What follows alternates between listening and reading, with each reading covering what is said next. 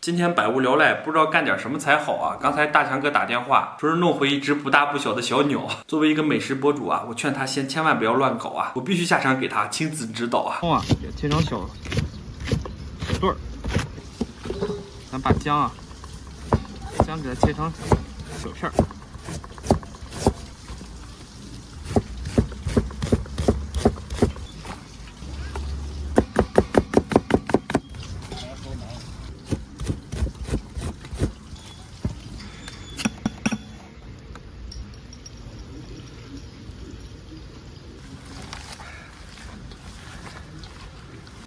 鸵鸟上烤炉，就跟古代结婚开花轿一样。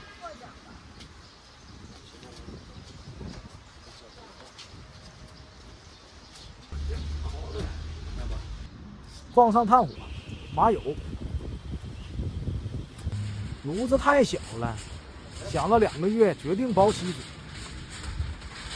这被烤完以后啊，整个一个火灾现场。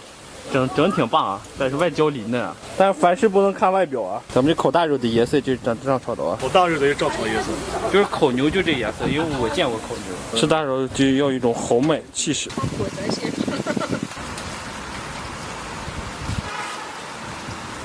这样吃？你刚才跟入口了。哎，太好吃了，太好吃了！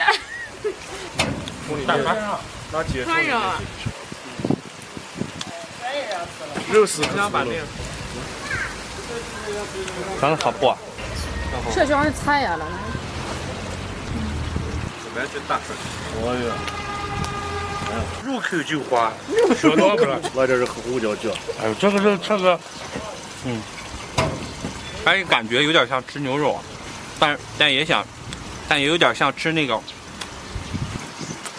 干炸那个猪瘦肉。干炸猪黑肉，不是一个档次。你看看这个肉丝，看看这个肉多粗。干炸猪黑肉，健康又长寿嘛。看看多粗，就跟牛肉干那个肉丝一样，是吧？切的你看，只要它跑得快了，它跑得快就在。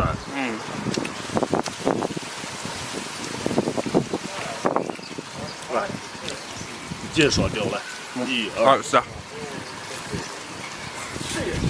晚上大家开始回头晚会。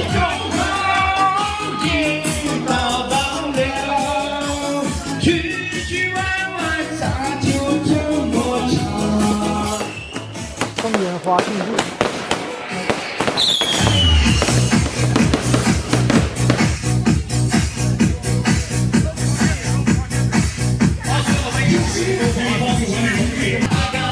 小丁总直接嗨了。